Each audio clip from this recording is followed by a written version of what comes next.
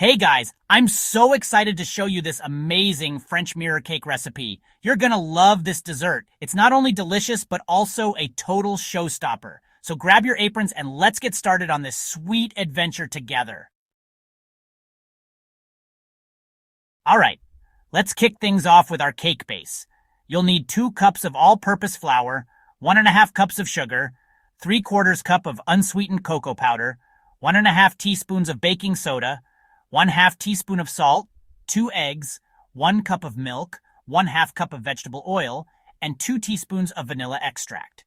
In a large bowl, whisk together all your dry ingredients. Make a well in the center and add in your wet ingredients. Mix everything together until it's nice and smooth.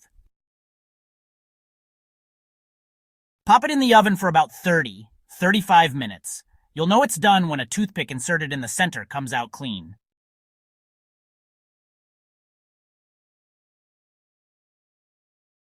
Now for the piece de resistance, our mirror glaze. You'll need 1.5 cups of sugar, 3/4 cup of water, 2/3 cup of sweetened condensed milk, 2 cups of white chocolate chips, and 2 packets of unflavored gelatin. Once your sugar mixture is hot, pour it over the white chocolate in a bowl, add the bloomed gelatin, and stir until everything's melted and smooth. Now here's where you can go wild with food coloring. Add a drop or two and watch the magic happen.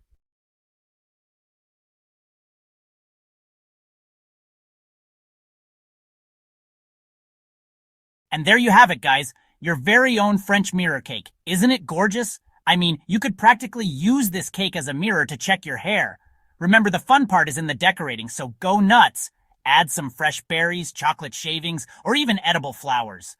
Thanks so much for baking with me today. If you give this recipe a try, I'd love to see your creations. Until next time, keep it sweet and keep it fun in the kitchen.